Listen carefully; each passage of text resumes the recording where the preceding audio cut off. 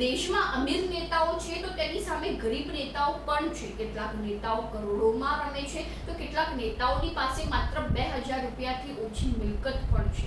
આપણે અત્યાર સુધી દેશના સૌથી ધનિક ઉદ્યોગપતિઓ અને અભિનેતાઓ વિશે જાણ્યું છે, પરંતુ શું તમે દેશના સૌથી અમીર નેતા વિશે જાણ્યું છે? નમસ્કાર, ગુજરાત જો ટીવીની સાથે હું છું.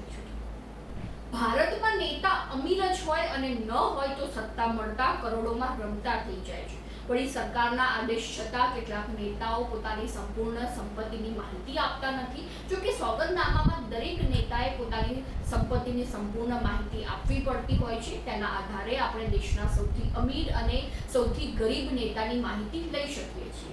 એસોસિએશન ઓફ ડેમોક્રેટિક રિફોર્મ્સે 28 રાજ્ય વિધાનસભાઓ અને 2 કેન્દ્ર શાસિત પ્રદેશોના કુલ 4001 ધારાસભ્યોનું એક વિશ્લેષણ કર્યું છે, જેમાં વર્ષ 2023માં ભારતીય ધારાસભ્યોની સંપત્તિ અંગેનો એક રિપોર્ટ બહાર પાડવામાં આવ્યો છે, જેમાં ભારતના સૌથી અમીર ધારાસભ્યોની માહિતી આપવામાં આવી છે.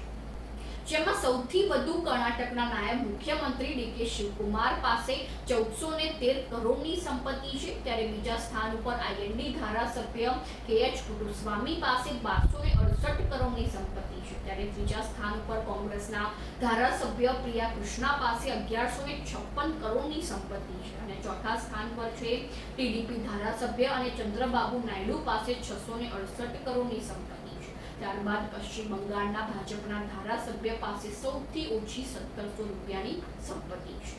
આવી જ નવી માહિતીને જાણવા માટે ફોલો કરો જો ટીવી.